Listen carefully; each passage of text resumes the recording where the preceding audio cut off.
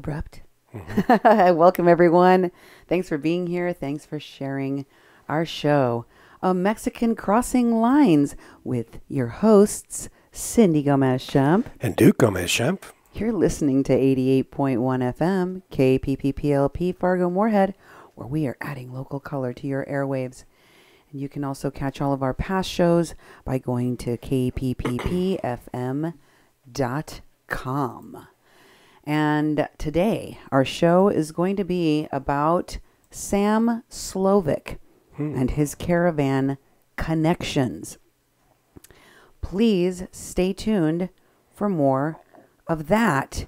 But first, I want to thank everyone that sent us information and that has been helping us to curate information that you capture online about the topics that we've been covering here on our show. Thank you for all your work and all your support. Duke, how can folks get a hold of us? Well, you've been doing a great job of getting a hold of us, and we really appreciate it. For those listening in the Fargo-Moorhead region, you can contact us by calling our message line at 701-566-0917. Again, that's 701-566-0917.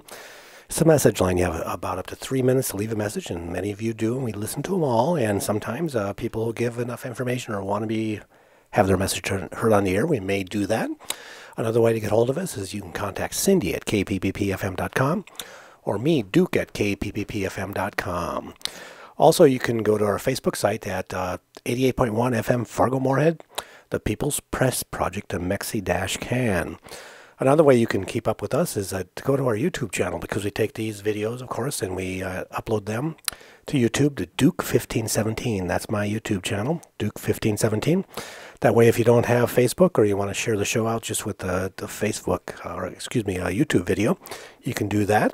And please subscribe and click the little bell so you get notified. We tend to put these shows up pretty much right after we finish broadcasting them. And so within an hour or two, they'll be up on the web with YouTube. Another way you can look at our information and send us information is go to kpppfm.com. And we have all of our archive shows on there. We have the videos and we also have audio. So you can just listen to the audio if you like. And that's our main website for our radio station. And remember, we're a non-profit, non-commercial radio station, KPPPLP 88.1 Fargo-Moorhead. We broadcast in the Fargo-Moorhead community, and we're bringing you Facebook Live videos, which reach all over the country and internationally. We have all sorts of people that watch us, and we're bringing out information that many people are interested in. When you go to kpppfm.com, you can look around at some of the stuff we're doing, our other programming. Sorry, we don't actually stream our radio stream on the air, our actual terrestrial radio. That's only in the Fargo-Moorhead community, but you can catch all of our shows there by going to our programs, looking at a Mexican Crossing Lines, and look at the other shows we have on there too.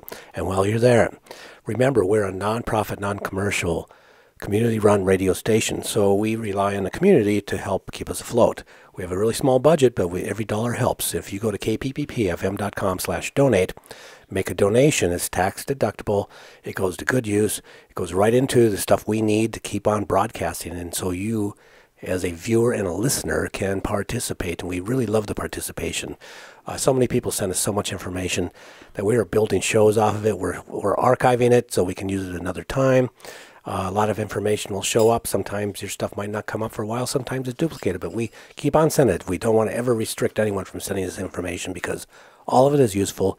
We're keeping track of it, and this stuff does bank up, and sometimes we go back and go, remember that person sent us all those snapshots of that one person? Now we're looking into that person. We have that information that you sent us, so we appreciate that you're sending us stuff, and like I said, it doesn't matter if it's duplicated, if we've already seen it. We appreciate the involvement and the crowdsourcing that people are doing to help us do our shows. You're part of that, and we really, really appreciate it. Thank you. Yes, thank you. Muchas gracias. Very much appreciated from a Mexican Crossing Lines. And I wanted to jump into our show right away because I have so much to tell you. First of all, I want to start off by saying that the caravans have been characterized repeatedly as being organically produced out of thin air. People are just all en masse fleeing Central America, Honduras, and now even other countries by the thousands. And we're supposed to believe that it's not organized, that it's not funded, that it all just happened on a WhatsApp or a Facebook chat page, and that there is really no leadership. There really are no leaders. There's no people that are shepherding the caravans as they come through. There are no, human smugglers involved. No. We're supposed to believe this is all organic and all on the up, and all the people that are part of the caravans are just seeking a better life, and that's it, and that's all. And there's no more to it, no more story to that. But I've shown you, not told you, that it's not the case. One such person that I talked to you about before was involved in videotaping the closing of the highway in Irapuato and the hijacking of vehicles that took place by the whole caravan that this man, who I told you is had a Facebook page named Reyes Clinton, if you recall.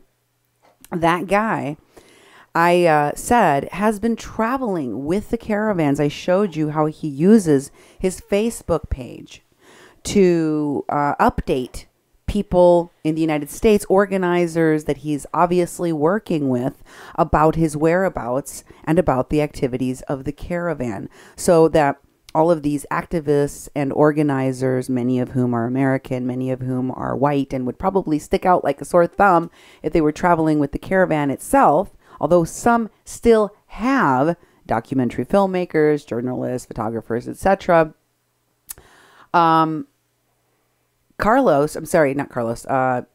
Clinton Reyes, that's not his real name. His real name is Josue Ronaldo Reyes. Josue Ronaldo Reyes. On his Facebook page, on the original Facebook page that he had, here's that original Reyes Clinton Facebook page. You can see that he is listed as living in New York. If you scroll down on his Facebook page to the About section where it says where he lives, you'll see right there it says New York, New York. But he's originally from Progreso, Yucatan.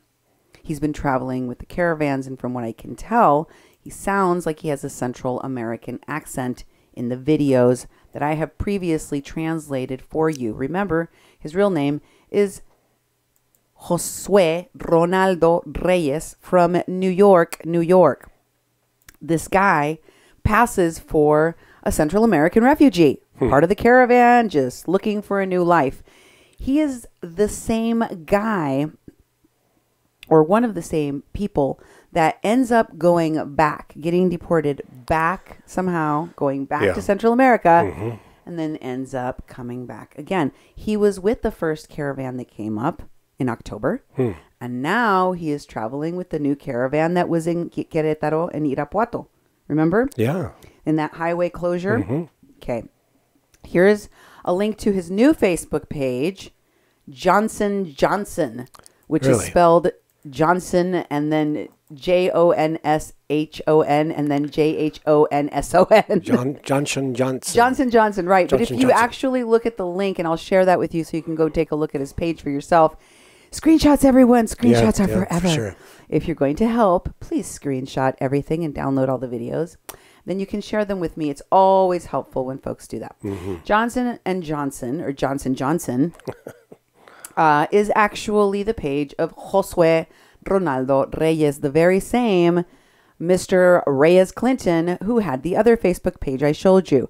I'm not sure, but I'm going to guess that one of the reasons why he has a new Facebook page, or maybe has several Facebook pages I haven't even found, is because we exposed that River Doherty, one of the people that Pastor Albert Rivera of the Agape Church told us was involved in the kidnapping of an unaccompanied minor that was at the Agape shelter. River Doherty, part of the Caravan Support Network, which we have been covering here on a Mexican Crossing Lines for as long as it's been around, even before it was when it was still called the Caravan Support Network. Yeah. Before it was called the Border Support Network. And before that, it was called the hashtag Asylum Seekers Caravan Support Network. Oh, wow. Right? So we've been covering it since its inception and telling you its different iterations, who's leading it, Evan K. Duke III, Myron Dewey, and others. And what they're actually doing, how they're networked together. And this man, Reyes Clinton, from the United States, from New York, is working directly with them, speaks English and speaks Spanish with a Central American accent so that he just melts into the background and he does not stick out. So I looked, and also, by the way, I think that after we exposed that River Doherty was running a page that only posted Reyes Clinton's videos. Okay. Remember we showed that he had a page called Ayuda Caravana, I think. Caravana Ayuda. I can't remember exactly what it was, but I showed you guys that the page had a PayPal that corresponded to River Doherty's account. And River has kind of decided to hide himself since he has been outed and since he has made threats. Oh, yeah. Here are some more of the things that I found on Johnson, or I should say, not Johnson. Johnson, really, it's Josue Ronaldo Reyes, a.k.a. Reyes Clinton. This is one of his so-called best friends. If you look on the right-hand side there, you see two women, or on the left-hand side of, on my end here, two women who he tags in the picture. And then on the left, you see there, Duke, that there is an activist that we're very familiar with, Jake Lee Harris, works very closely with Lolly B. And they're hanging out with some kids and some adults at a house, as you can see. I see. They're all hanging out at this house. You can see the furniture, the walls. There's a guy there in that bottom picture. It's like a gay flag on the mirror up there. Keep scrolling down. There's a little video attached to this post, and it's got Triste Guzman tagged and Jenny Lopez. These are the people tagged in the photo from March 22nd from Johnson's page, a.k.a. Josue Ronaldo Reyes, a.k.a. Reyes Clinton. And here's with Jake Lee, the picture that you just saw in the small picture in the corner. Yeah. You can clearly see that's Mr. Jake Lee, works with Lolly B. Many of those activists were present at the Viento y Marea standoff that we saw at that shelter where they refused to leave and had a tense standoff for 6 days with the federal police in Tijuana. And as you know, after that, they went to the Agape shelter with Pastor Albert Rivera. We told you they left there abruptly after they were caught passing, dealing dope, quote unquote. This is what the pastor said, dealing dope to the caravan members, including children, including the unaccompanied minor, which they later kidnapped. And as Pastor Rivera put it, he feels that the reason for that is because they had a motive to shut him up so that people wouldn't find out the crimes that they were criming and want to stop donating and supporting it. And I think there's a bigger reason than that.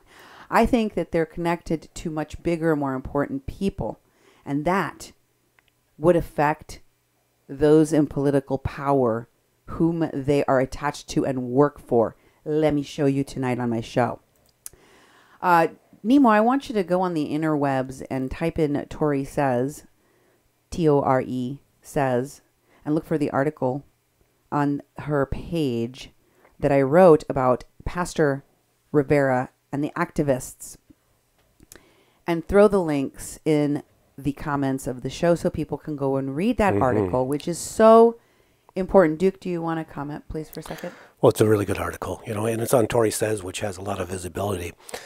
And it's about, what's happening in Tijuana and that Pastor Albert Rivera and, the kidnapping of that migrant child. There's a lot of detail. It's a very good article. It gives you a lot of background for the stuff we're talking about. What's really hard on these shows from time to time is that we've covered material in the past, And then we're talking about things now that relate to that material. So if you've missed that material or you haven't watched those shows, and some of the shows, you might have missed parts of them, sometimes it's really good to kind of get a refresher, and the article is a very good place to start. I found it. I put it in. Okay. It's there. You got it. Good.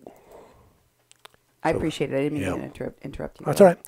So I'm just saying that now you see the link for the article. When the show's over, when you can actually activate that link or just copy and paste it and bring it up, it'll be very, very helpful for a lot of stuff we're talking about, because it's still a crucial issue and it implicates so many people that we're still talking about today, and we're going to keep on talking about these people. We're not just going to let them go and have them disappear into the background and keep on doing the stuff they're doing, the manipulations and the corruption that they are leading in this country and in Mexico is something that's really disgusting, and they need to be exposed. And more people are exposing them because we put out information. They're finding more information and the same information. And so this stuff is going around in a lot of places. So I'd really encourage you to read that article.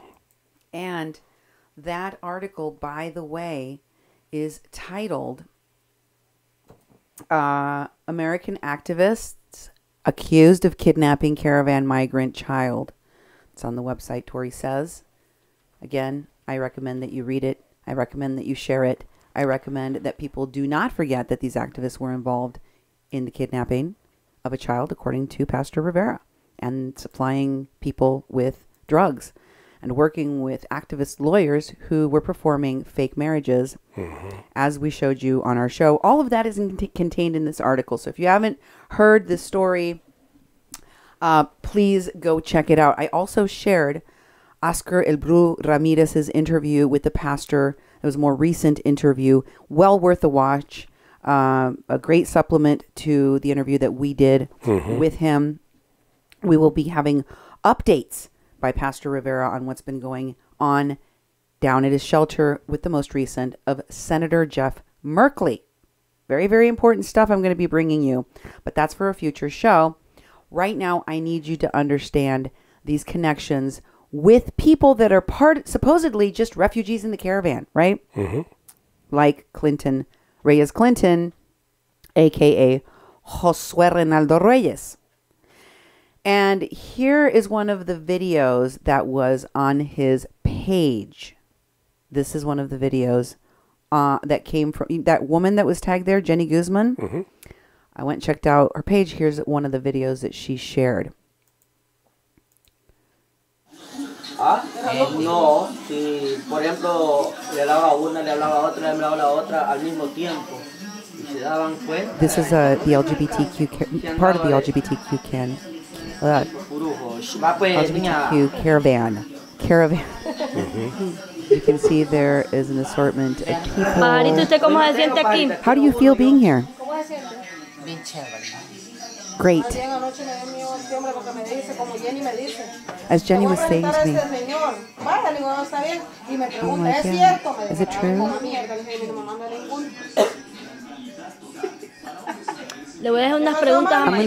going to question you about something. Okay? When you have a husband, how many husbands do you have a day? Pero una cerveza al día, una cerveza. Cuando tiene marido se echa una cerveza. No piense mal. How many beers do you have? How many? Just one. Over. Okay. Interesting. I just wanted to share.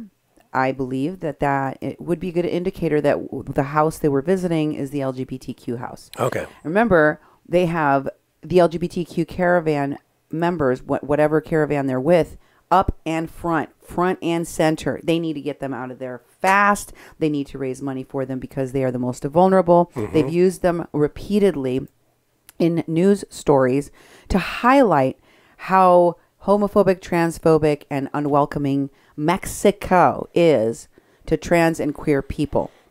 I know that there is homophobia. Yeah. There is homophobia and transphobia here. I think that it is just as prevalent, maybe a little bit more prevalent here. And I'm just saying, I call BS on this emergency, the Mexicans are scary crap that they've been spreading as propaganda. In the same way that these American activists have been trying to say that the Mexican federal police and that all of these entities along the border are violating people's human rights and repressing people unfairly. What is more true is that they're using the specter of this fear of the and they're helping to generate documentation through their many allies that are networked throughout Mexico, the border, and in the United States, so that they can manufacture information that looks like they have an emergency, looks like they require immediate asylum, but it is not. I repeat, not the case. Now, I wanted to show you something else I found on Reyes Clinton's Johnson page. This was the video that was shown in parts on many pages about the arrests that happened outside the stadium in Mexico City, which included leadership of Pueblos Sin Fronteras. Remember I showed you that? He turns out to be one of the original sources of that video. Look here.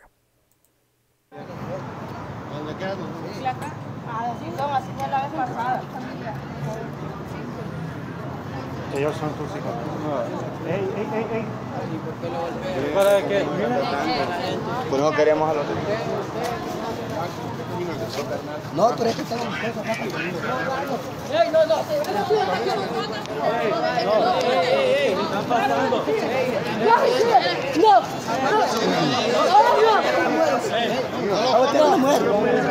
People that can't see, there's people fighting.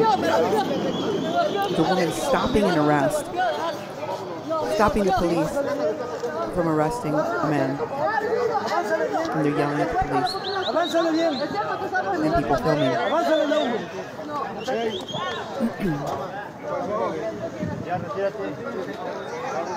I think they managed to get away from the cops there.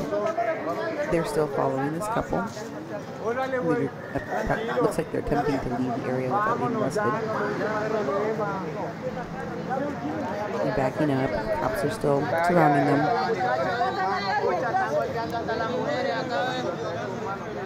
Eventually, several of these people were detained and arrested. They got out. I don't know if they had to pay a fine or they had to bond out or whatever.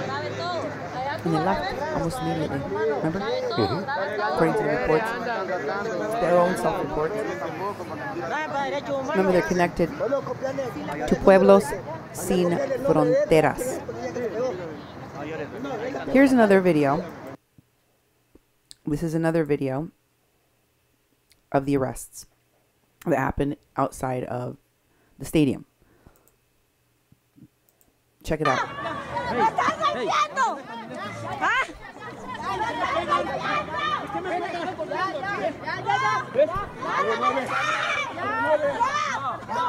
What most media people saw, there's that American activist being pushed up against the wall. Remember that? What most people saw of these videos was just a little snippet of where the police are pushing the activist up against the wall, like what you just saw, and other people being violently arrested. They do not talk about the violations, which include bringing contraband and consuming drugs and alcohol out in public space, out in the open, and or violating those rules inside the stadium. They do not show the resisting. I mean, talk about the difference of night and day between United States videos of cops arresting someone and Mexican cops arresting someone. These people are violent. Like, I haven't. Those cops were so patient as these people are literally pushing the cops away and getting in the middle of someone getting arrested. That lady could have gotten arrested, should have gotten arrested for interfering with an arrest. I think that's something you can get arrested for here in the United States if you interfere with an arrest, right? It's obstruction. It's obstruction. There you go. Anyway, so you know he's one of the sources of these videos, but here's another one that shows damage truck and cops. And by the way, in this video, people are trying to jump inside of a car to get a ride.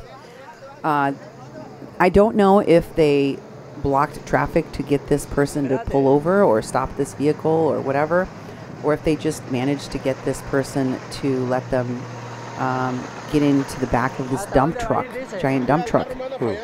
But in the video, you hear the guy that's driving the truck explain to them that he's only going 10 kilometers in their direction. Really.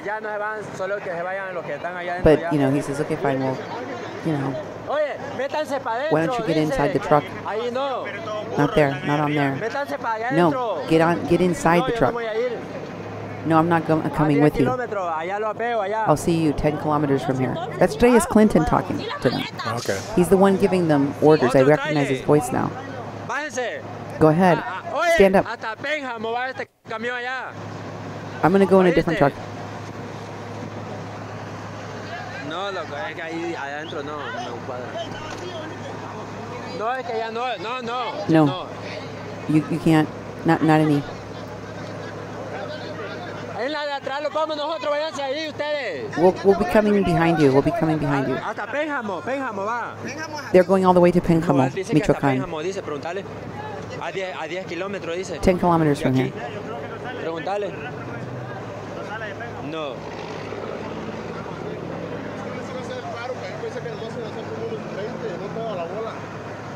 No, pero ya nos están montando ya. Ya no. We'll see them up there. He says over and over. No, es que ustedes andan ahí, lo que miren, vienen todos para abajo ya. A bunch of them are getting down now. There are a bunch of them getting down. Look how much time is wasted for people that are trying to just do their jobs, go from point A to point B. Se quedan a la orilla. Ya no dijo. No more. Ya le dijo a la policía que no dijo. No, the police. He told no the hacen police caso. officer no. No, the police officer said no.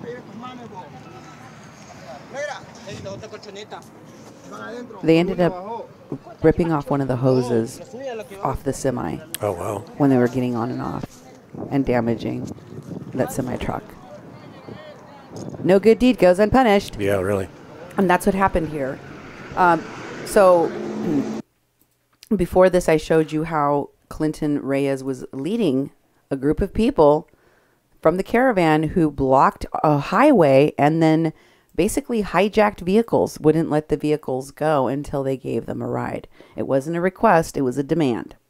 And that is what the message is that I'm hearing, because the American activists are teaching them to demand their rights. This is what those demands in action can look like. But Johnson is also connected to rye bread. Remember her, Rihanna, Rye Mena? Yeah. This is Rye Mena. If you go all the way to the video, is it a video? It's a screenshot of a video. It's a screenshot of a video. And what does it show us? I'm not seeing it. Does it have a tag on there? Nope. That I'm missing? Rye bread, hola. Rye bread, vamos, Tijuana, aha. Okay, so she says, Rye bread is commenting right there. Right? Yep. And what does she say? She says, hello. She's speaking in Spanish to Johnson Johnson. And Johnson Johnson responds at the end. She says, vamos a Tijuana. Uh-huh. Which means we're going to Tijuana, right? Mm-hmm. Remember, Rye Bread was one of the reporters that was outside of the shelter where they were in that standoff.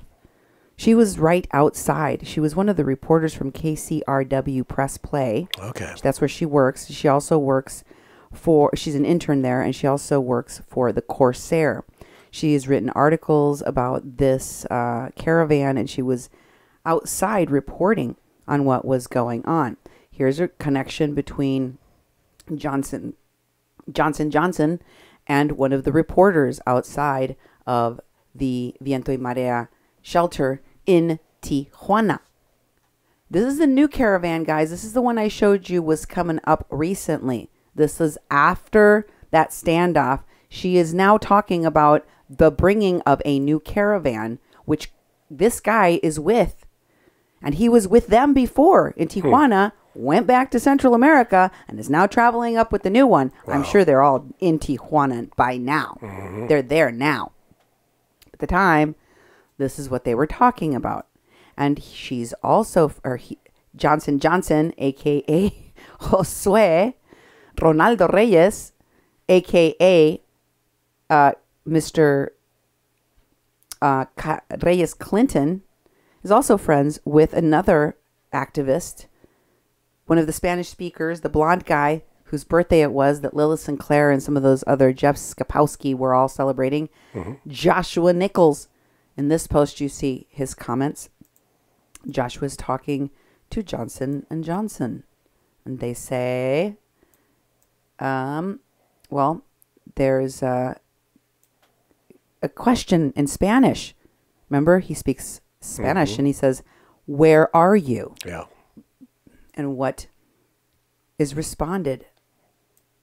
Then Joshua says, "Good luck, suerte." And then Johnson says, "Oh, thank you," in English. And then says, "We're almost leaving. We're about to leave Celaya, Guanajuato." In case you were wondering whether this communication by the shepherd, what do we call him? A human smuggler, Mr. Reyes Clinton, whatever you want to call him, he is definitely communicating to these activists where they are on the road. That's what this job is for. That's what these posts are for.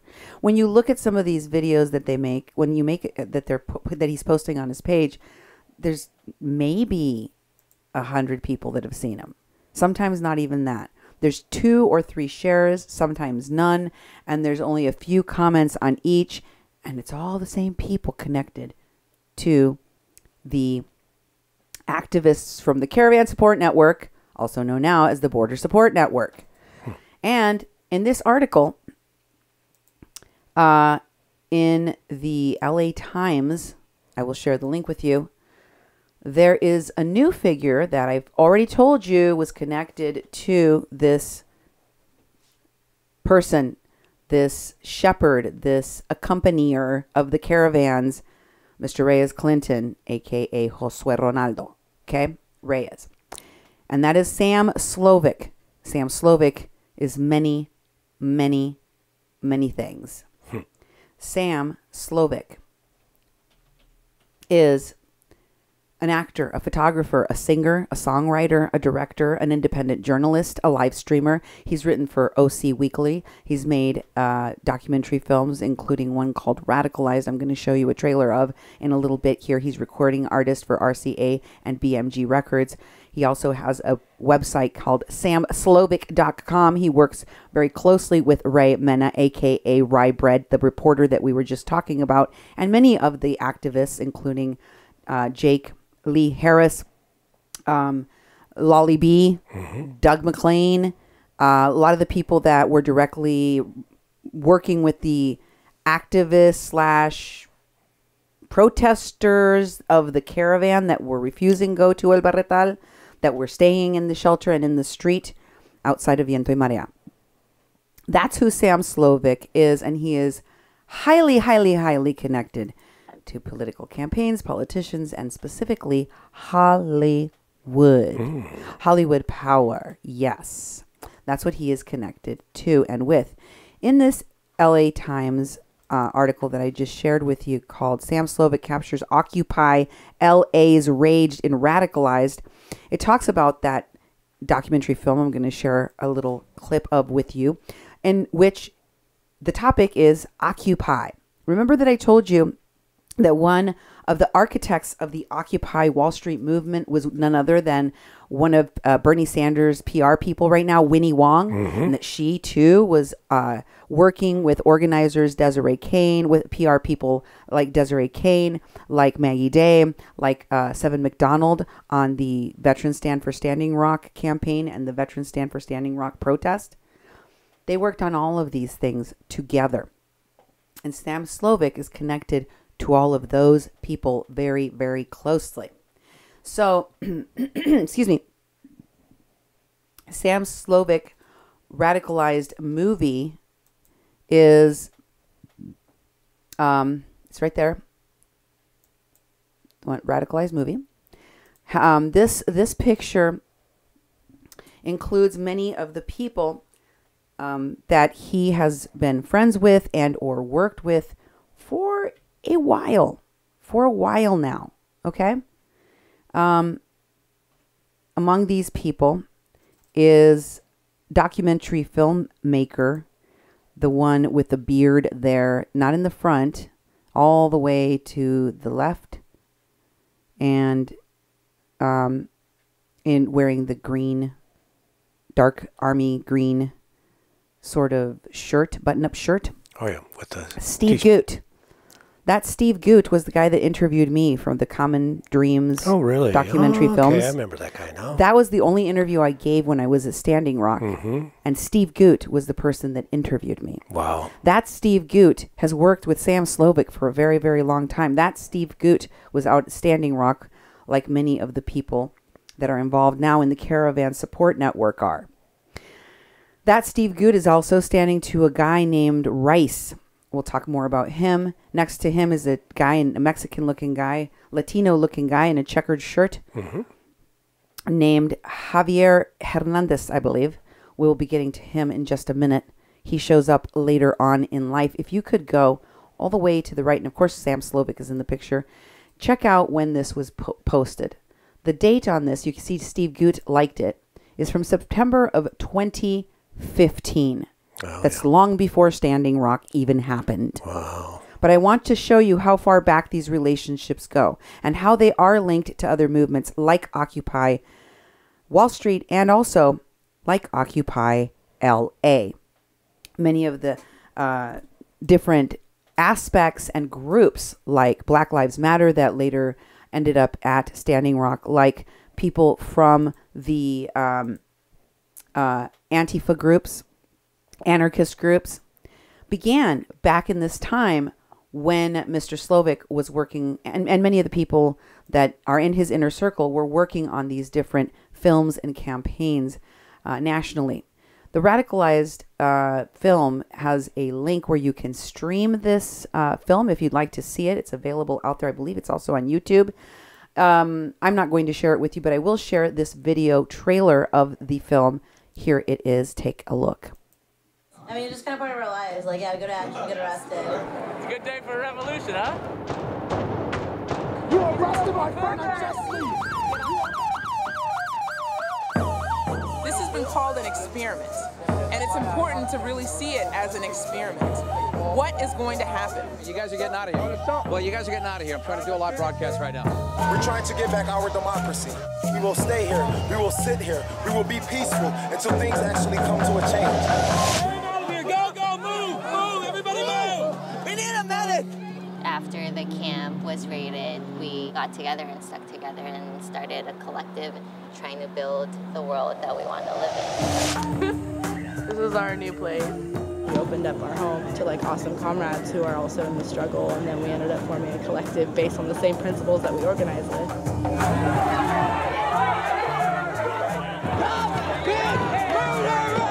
We don't like to show up to like these actions, like this is our lifestyle. The positive side is I'm living in like an anarchist collective.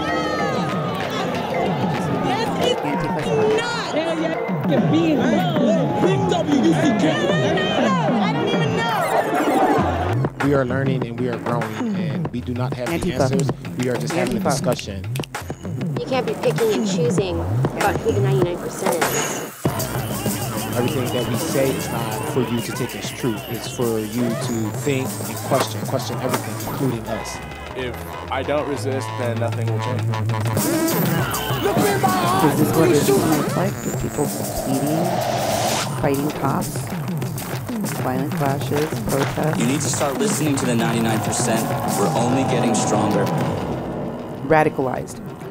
And this is a very strong message. LA is becoming radicalized tonight. Yeah. It's got a lot of elements of the Anon movement in there. A lot of people wearing those masks. We saw that out at Standing Rock. We've seen it in many protests since.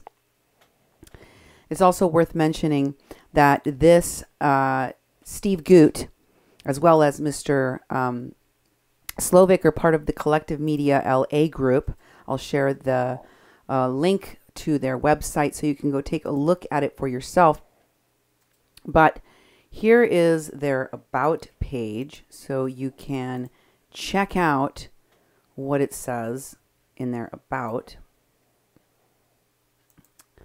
On it, you can see, it's hard to read those letters. Yeah, they put white letters on a white background. It's yeah, kind of not very intelligently put together. Something media is a Los It Angeles. says Collective Media LA, Los Angeles-based global media collective focused on social justice and consciousness expansion through documentary filmmaking. Really? And if you scroll down, there's a picture of Sam Slovick squatting on the ground with his camera equipment by the river.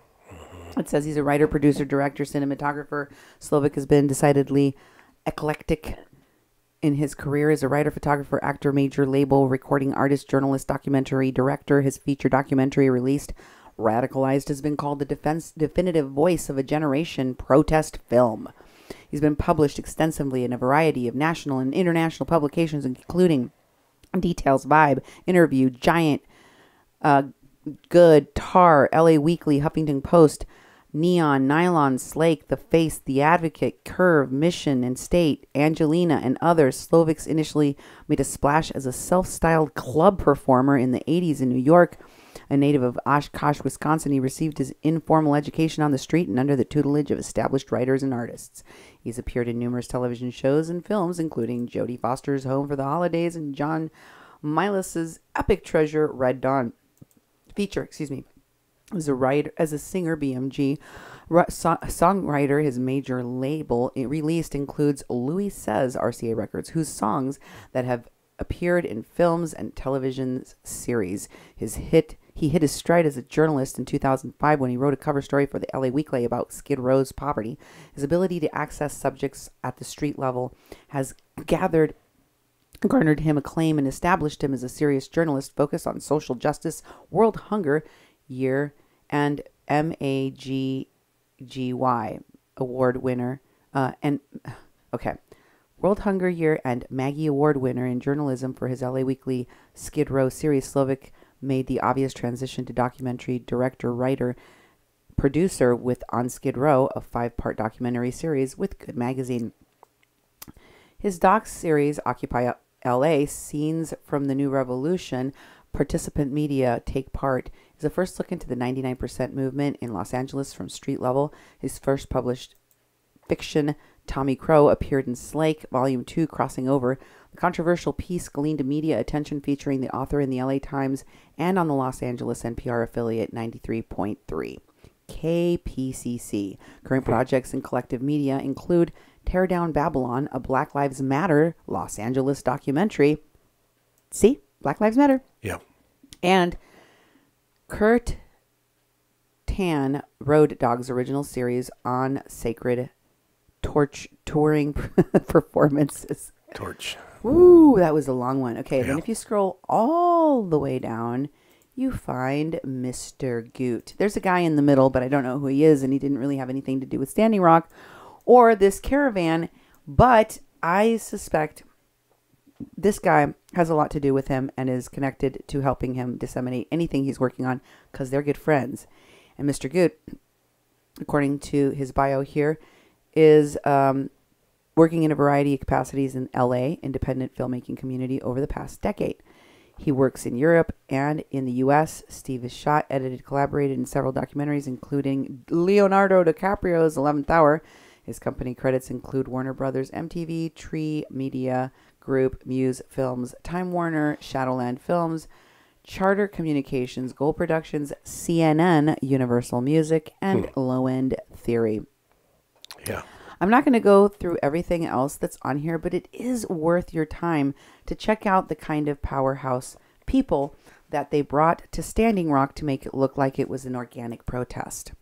When it was full, literally full, Yeah. Actors, actresses, entertainers, and others like that. Some of the background of Mr. Slovick also includes his performance in Slightly Out of Reach. This is one of the shows that was on the series Fame. Remember that show? Yeah. Fame! Yep. I'm gonna live forever. Yeah, that one. Mm-hmm. Yep. Yeah, he was an actor. Wow. And he was on the show. Here's a clip of that video.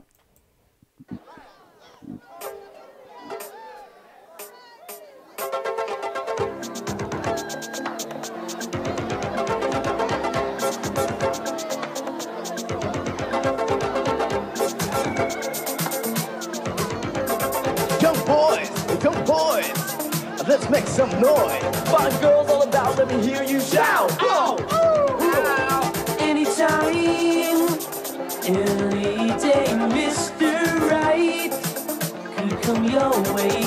A-okay, he's on his way. Okay, I'll take that body on the beach, only slightly out of reach. And anybody that you meet will be slightly out of reach. Anytime, any day, Mr. Right could come your way. A-okay. Okay. I'll take that body on the beach, only slightly out of reach. And anybody that you meet will be slightly out of reach.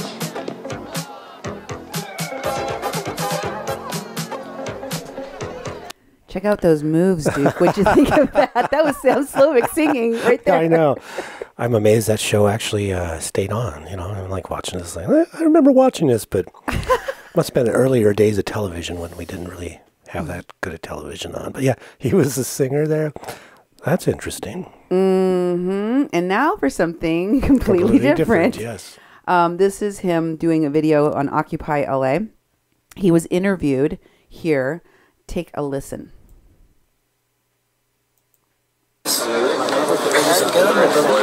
Nope, that's the wrong video. Oh, sorry. It's called Occupy LA. It's right below that, Sorry right there. about that. Here's an interview with Sam Slovick. Occupy LA began on October 1st at City Hall in downtown Los Angeles. Shortly after, the largely dismissed, mostly misinterpreted orphan child of the Occupy movement became one of the largest and longest-standing U.S. occupations. Hi, I'm Tim Cavanaugh for Reason TV. We're here with Sam Slovick, a journalist who has also made a series of movies about Occupy LA. Sam, thank you for joining us. You want to tell us a little bit about what we can look for and where we can find your work? Right, thanks for having me. Occupy LA, Scenes from the New Revolution is the name of the series, and it's a 5-part series that I did with Take Part, which is the online arm of Participant Media. My intention really was, as soon as I found out about Occupy LA, I'm a journalist in Los Angeles, so if I'm not covering that, what am I doing? If I'm not covering the Second American Revolution. So my intention was to get down there and do what I do best, and that is to find the people and meet the people and hear their story and tell their story. What was the difference between Occupy LA and Occupy Wall Street, which even today is still the one that everybody refers to?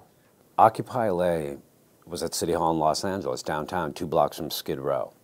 They had a policy of inclusion, of all inclusion. So what immediately happened was there was an incursion of people from Skid Row, which includes parolees, people right out of county jail, people with mental health issues, people with addiction issues, all the issues. You could pick any one of them and trace the tracks of it back to the larger issue of the movement. Reportedly, the police were telling people who got out of county jail, go over there, there's free food at City Hall, and you could probably get a tent. So, the person most adequate to represent movements, which so far as we've covered include Black Lives Matter, people in Skid Row, Occupy LA, and now the caravans. This is a man that's traveled all over the world, that goes from country to country to country to country to country. I mean, I was going to take time to show pictures of him in India and Hong Kong and all these places where he's a world traveler, constantly traveling like a Doug McLean, always in some fancy new place, always showing his feet by the beach or the palm trees and hanging out with stars. This is the guy that best represents, this is the guy that we should have telling our stories about poor people of color, marginalized voices. How does that end up happening with all of these fake progressive groups? That they choose some of the people that have grown up literally with a silver spoon in their mouth the entire time. And yet they're the spokespeople for all of these different issues. They're the ones that get to talk about it. I don't get it, and it's like these people rise, or they're trying to rise, and it seems like, they're really not part of the actual affected groups. They're like becoming spokespeople on behalf of these groups, and they have this notoriety and these connections to Hollywood. Yeah. So many politicians. So many people in all these situations that we are looking at are Hollywood, B actors. They're trying to make a rise of it through activism. It's bizarre to me. And they're someone who's a fluent person. I mean, this guy traveling around the world. Oh, yeah. Yeah, so it's like, that doesn't happen to people that are in the inner city and are trying to fight for their rights in their neighborhood. They don't get to go to beaches and travel with a little gnome from Travelocity and have all that fun, and then go to the Occupy. Seeing those images just reminds me of, that was a model before Standing Rock, with the tents and everything, and the model's happening in Mexico, with the caravan. It's the same model that's being reproduced. And tents. Yep. Because Mexicans don't go in for all that camping and tent nonsense. You don't even have that. It's not available very much. So, okay.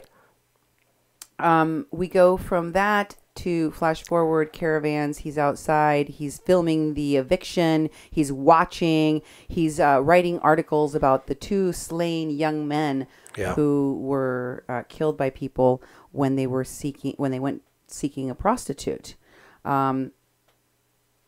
This guy has very close connections, as we have said, to the entertainment world. Here is a video of him at the Tijuana, Mexico eviction of the Viento y Marea. Here is him. And this video is including Raimena. She's in the video. Listen for her voice when she says, "Hi, I'm Raimena," and she starts talking about what she is doing there, because she is talking. She's reporting along with him and a lot of other people. I'm going to show you. They were all working in tandem together. Go ahead. Sí, pero no me fumar porque no hay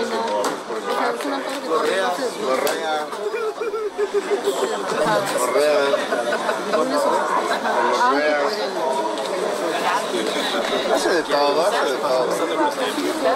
¿Echaría una más? Con permiso, con permiso, con permiso.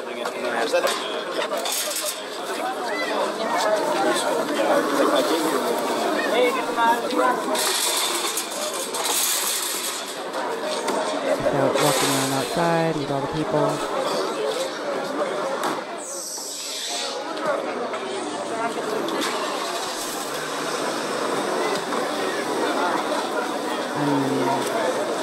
He starts typing a message to someone.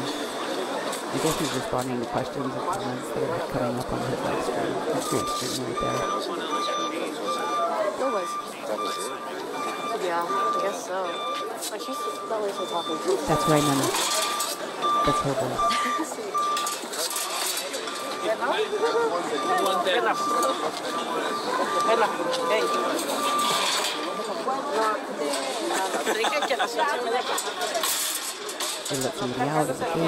Well, I guess that was the press conference. I don't really know what it was about. I'm talking really quietly. But here's a recap. I'm just going to move out here and tell you what's going on. So, I'm at the factory by the Benito Juarez Center in Tijuana. And this is this right here is the second caravan shelter. They moved them into this factory after the Benito Juarez shelter down at the end of this block was closed. Because it rained, people camped in the street. They evicted them from the street to either here to Guaratal, the other shelter in Tijuana, 40 minutes away. But this has been a standoff since last night. Actually, since like, I think 6 a.m. yesterday morning, the police showed up. And they've been moving the perimeter in. Thank you. They've been closing the perimeter in until now, today. It's a standoff. I was inside till about, I don't know, 5 o'clock yesterday maybe. And then came back until 8 o'clock last night, and it's the same standoff. There's like 150 people inside. Apparently there's an injunction. A judge just placed an injunction so that they can't be evicted. The rent's paid through the 29th in this factory. There's nothing in there. It's just like bare cement floors. A couple places you can plug in some electronics, but only a few. There was, oh look, they took crap. There was 6 or 7 bathrooms, at least 5 or 6 bathrooms out there, porta potties. Now those are gone.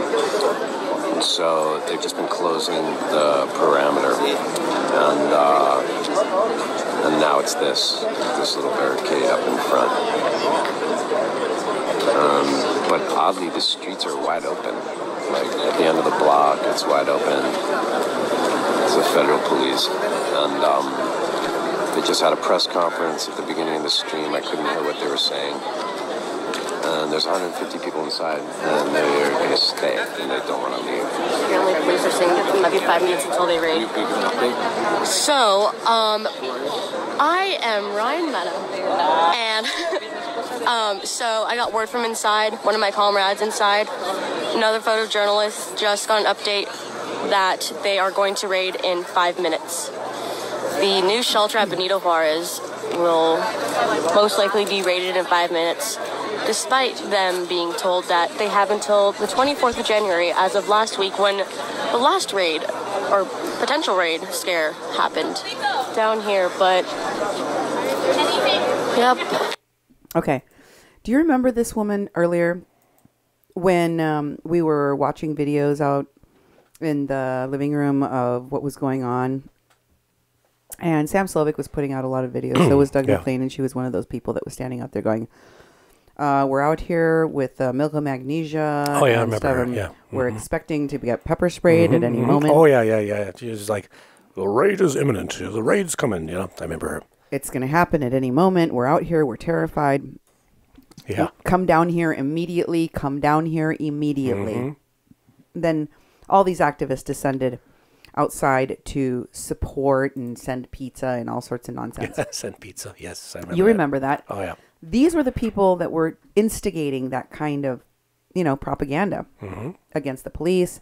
These are the same people that said that Oscar was a fascist and that he was going to be coming and attacking the shelter. Lots of craziness. Yep. You remember all this, right? Oh, yeah, I do. Definitely. Yep. What did you think of her when you were listening to her before? Did you think she was a reporter that was unbiased? No, I thought she was an alarmist. I thought she was someone who was like just trying to say stuff that wasn't true, continually. And I thought that she was one of the instigators / activists that was hanging out with all the other people. I didn't think of her as media or independent of any sort. That was my impression. Well, they're very, very good actors, and that's because they're actually actors. Sam Slovick is... Here's his IMDb. Let's take a look at his IMDb. I'm going to skip that. I think people already had enough. You've listened to him sing enough, right? You don't want to hear him talk about his recording career. Here is... nope. This is part of his... Oh, it is his IMDb, isn't it? Can you read some of that? Sam Slovick has been a writer, photographer, actor, recording artist. So let's just scroll down so you can see what his movies are. We've got... Red Dawn. Red Dawn. Keep going. There's more. It's easier to read if you look down there. The Japanese Sandman. Home for the Holidays, which you already heard about. White and Lazy. Yep, that sounds like him. My Man Adam. And then a whole bunch Fame. of... Yeah, it looks like 6 episodes of Fame. Wow. after school special for ABC, Red Dawn, High School USA. Then he has a producer credit, a director credit, a writer credit, a cinematographer credit. Excuse me. Yeah. Reddit. He's 5'8.5". Oh, he's okay. Short. He's short. Little guy. And Slovick is posted about his times at Fame. Yeah. Here's a picture that he posted on his Facebook page from that video that we just shared with you where he's singing. And it says on the post, if you look over at the date that he posted this, circa 1984. And then after that, we have his Digital Smoke Signals shares one of his videos of Sam Slovick. And if you look at the bottom, Digital Smoke Signals, Myron Dewey posts this video with Sam Slovick, and it also tags Rodrigo. In the Caravan Standing Rock Caravan Infiltrators article that I did in Spanish and in English, I identified this guy as being very connected. He's a media person as well as a translator, and he was one of the many people out there helping this woman, Sabra, who speaks Spanish, is one of the people also tagged. And in the video I'm about to show you, you'll hear a little clip that includes Rodrigo talking about himself and where you can find his work. It also shows Jake Lee Harris. Keep an eye out for him. You'll see him. He's hanging out with the same people. Lollybee, Kei Kurimoto. The list goes on. It's a circle jerk. We know all of the jerks in the circle. That's what I mean by that. That's all I meant. Oh, yeah, exactly. I don't know where your minds were. Yeah. Anyway, here's a clip of that video. Thanks for all your good work, Rodrigo. Where do people find you? All my work is on Instagram, nopalito_en_frente. Could you spell that for the non-Spanish speakers? Yeah, nopalito, NOPALITO_ENLA_FRENTE, nopalito en la frente. And that's on Instagram? That's on Instagram, yes. Mucho gusto. Thank you. It's all you. Doing like some kind of a circus act over there. You see them? They're balancing someone on their stomach. I see. But they're doing it on the legs, you know? They're lifting the person by the legs. See that? The other person is balanced. This is some serious circus over. See the person how I turn them around? No, they're making one of the things that I've noticed here, and there's this whole counter narrative. Good morning. This whole counter narrative about like these people who want to work, they're laying around. But what I'm seeing, what I'm seeing is a bunch of people who are laying around for the next hustle, and they want to work. They want to find a way to make money. And what you're seeing here appears to be some kind of festival or circus. Picking up day labor. They're looking for day laborers, and whenever they show up with a bus or the van or whatever. What is this? What I noticed is that the people swarm them because everybody's looking for work. Everybody wants to release them from the handcuffs, and they let them go. But the police are kind of just going off of whoever's coming out here creating chaos. Just spreading lies. They didn't have proof. These kids had just got here. They didn't even have their bracelets yet. They had just arrived. Right, so things are changing. That's what you're seeing. I want to ask you what you're seeing, but I want to tell you briefly what I'm seeing. What I'm seeing is a humanitarian disaster. You're about to see Jake Lee Harris right there. More and more Jake people coming here, and the government not responding. But there's still like a lot of love. People who maybe wouldn't necessarily be getting along in some other situations seem to like be making the best of it here. And what do you see? What are you seeing? What's going on here? Well, I think this guy has to do better at video. It's he's a videographer, right? He's done movies and stuff, and his sound is horrible in these. It's horrible. The sound is horrible, and his shots are always like that. I almost feel like it's purposeful so that I don't know, like because he could do a better job. Obviously, it's really hard to mix over here. I'm like, audience can't hear it, and it's too loud, too soft. I think it makes it harder for people to get the audio and be able to share what he's really saying. Sam is connected to someone else that is also a lot connected to Bernie Sanders, very connected to the Bernie Sanders campaign, and also to Standing Rock, and that is Mr. Carlos Marroquin. Now, the first time that you may have seen Carlos Marroquin mentioned on my show was when we showed the Hollywood actress Stefania Rebelon. She was raising money for a school out at El Barretal, which was never going to be built. And I told you it would never be built because they were going to close that shelter, and they wouldn't let an actress from Hollywood operate a school in Mexico anyway. Yeah. So then she went on to raise money for a bus, a mobile school. You know, we haven't heard where that's going either. We saw some building in progress, and we talked about what they do with the vehicles that they do at, you know, for these different kinds of events, and how they recycle them again and again and again, as we've seen since Standing Rock. And here he is, Carlos Marroquin, in the comments of a post by Mr. Sam Slovick. You can see in the video that we just shared with you, there's Carlos Marroquin commenting, "Thank you for your streaming, Sam, sharing now." And if you scroll down even further, he continues to comment, and he says, "Great job, Sam."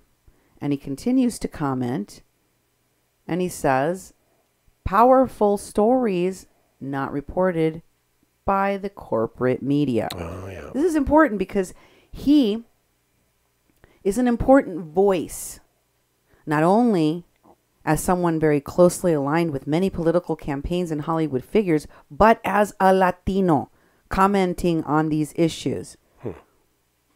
To me, for him to validate a white rich man as having a powerful voice in the narrative of the caravan and of Mexicans, which, as we just talked about, along with Rye Bread and some of these activists, is completely false and propagandized. It's stunning to me. It's breathtaking that they continue to put these voices that are not part of those who are most affected by the issue front and center. And folks like this, what is it? Did they give you your hueso?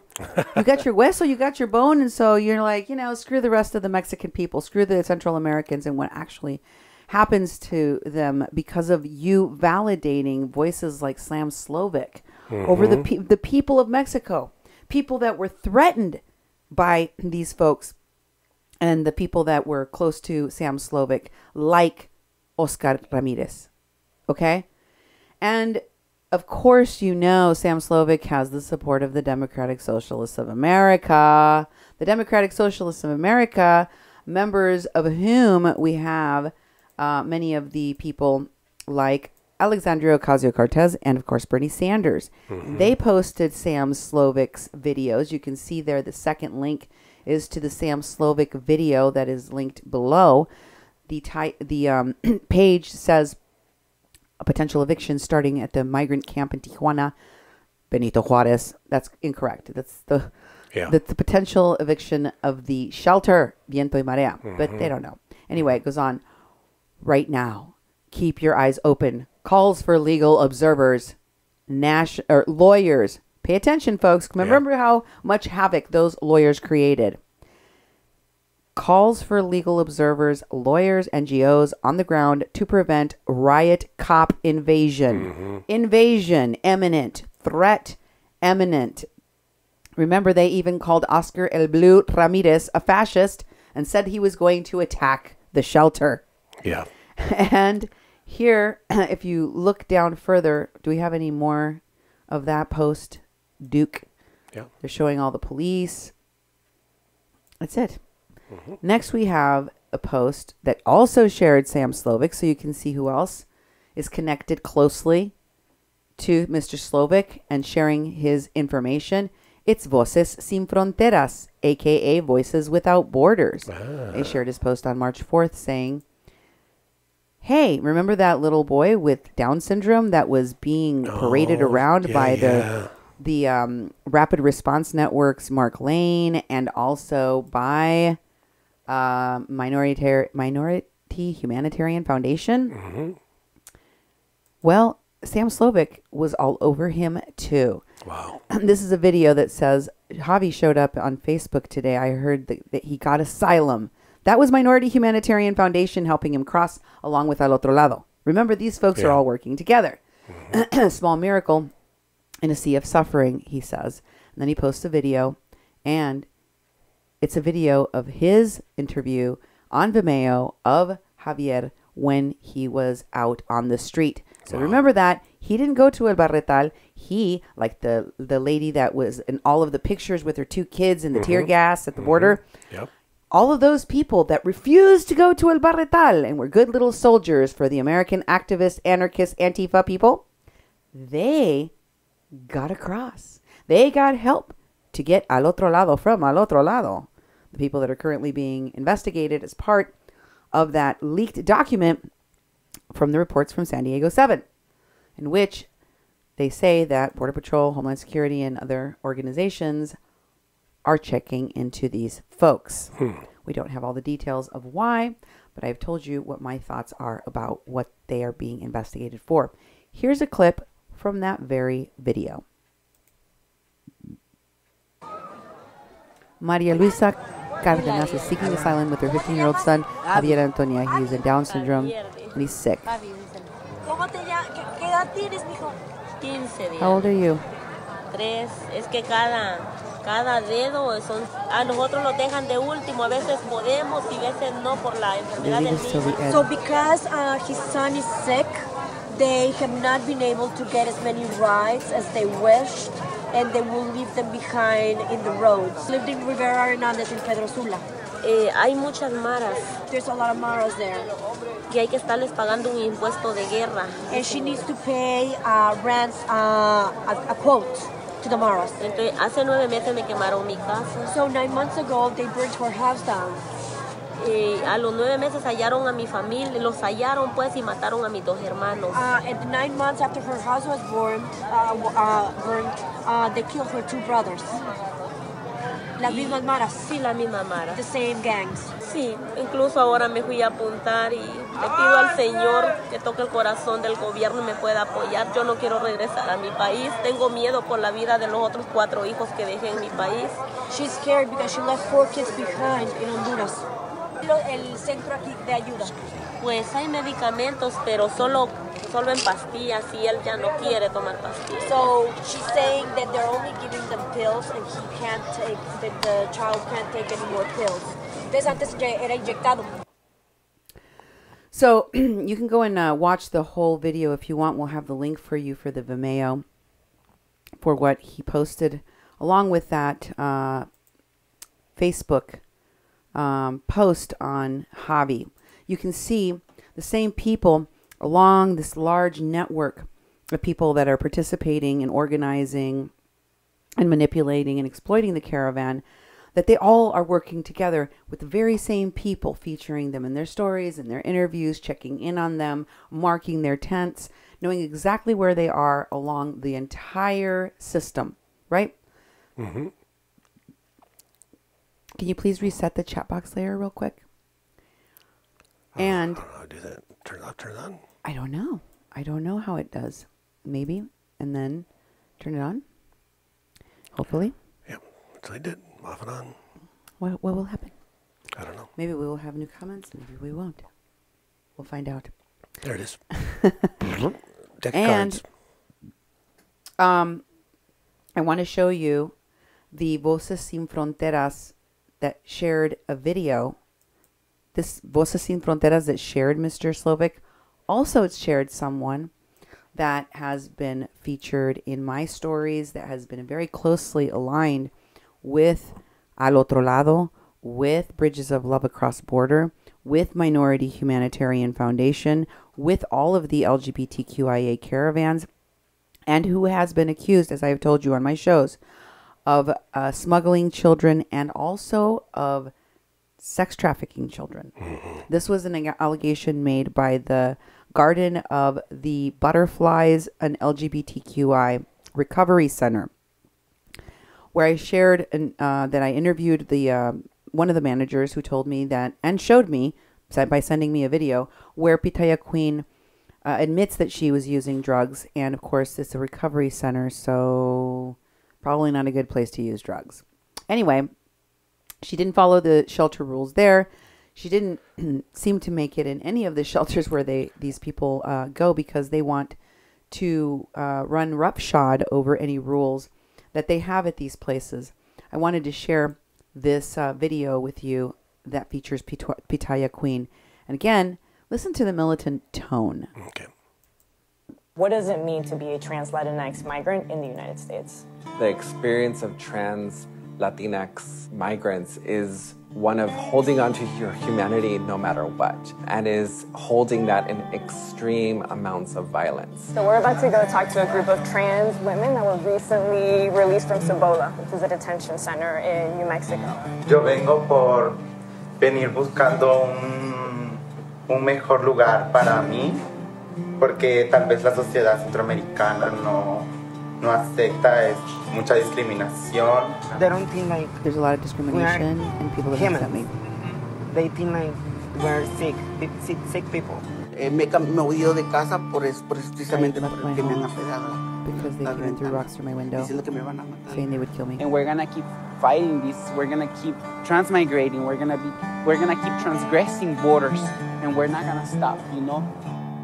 That last one was Pitaya Queen.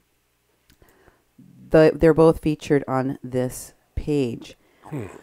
But here is more on the background of Mr. Sam Slovick. Here's pictures that are posted on his page of some of the people that he took pictures of. This particular young man looks very, very young.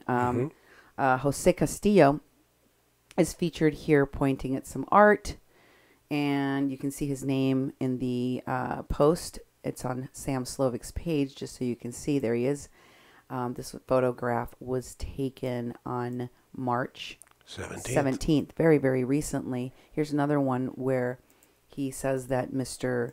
Jose Castillo is an emerging filmmaker. This is one of the migrants in the caravan, by the way. Oh, really? It looks like one of those that gets extra special treatment. Mm-hmm. And he's holding a very expensive camera and being photographed very nicely by Mr. Slovick, holding that camera, who makes the comment on the post that he is an emerging filmmaker, and he tags him as somebody that he knows that is his friend on Facebook. Here he is in another picture outside of what looks like some kind of like coffee shop, maybe. I don't know. Maybe it's a bar. It says good vibes on the picture, on the window there of the establishment.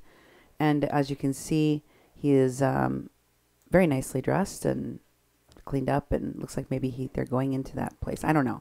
On the right, you can see that was posted, and he's tagged again. This comes off of February, and it's pretty recent also. Yeah.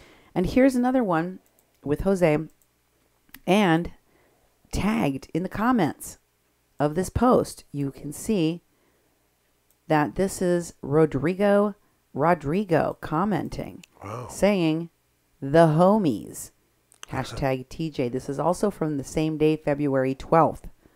Maybe that's where they were inside the Good Vibes place. But Rodrigo knows the people that he's tagging and talking to. Just like Slovick does. In this other picture, you see Sam Slovick post on Facebook about, and there's Joshua Nichols in the comments there. You see him? And if you scroll down, you see Kelly Cantu asking, have you been to the new shelter lately? See how the refugees are doing? Sam Slovick responds, and then somebody named Tarina Austin says that is what they do, erase history, and then rewrite it to suit themselves. By the way, this is just a picture of the clean streets. That's it. Just shows that everything got cleaned up. And Sam Slovick comment says, like it never happened. And another woman that comments quite a bit on Sam Slovick's page, named Diane Huldich, says, Kelly Cantu Facebook, Lolly B, she can give you info on donations. So as you can see, they're directing people on Sam Slovick's page to go to Lolly B to give donations for the caravan. Is Lolly B one of the caravan members? No. Is Sam Slovick one of the caravan members? No. But they are the collectors of money, as we have learned, as the pastor has told us. Here's a post that is liked by Louis Monsivice. Oh, wow. Rob Wilson, the photographer that we told you about, was at Standing Rock. Rye Bread, Joshua Nichols. Do you see all these people recurring on Johnson, Clinton, Reyes' page? And there's Lilith Sinclair, just for good measure, the one that works with Evan K. Duke III, Doug Warren, the people that went to Ohio, the people that were helping people cross the border, right at the border, you know, those Antifa people connected. And here is Sam Slovick post showing the pastor of Agape Shelter there in the background, all the way down the sidewalk there, inside the grounds of the shelter. And he has many, many pictures of the shelter. And I recall he was in videos with Doug McLean, and he also posted, you know, the grounds of the shelter, because he went to the shelter after they, you know, left the warehouse. Contra Viento y Marea.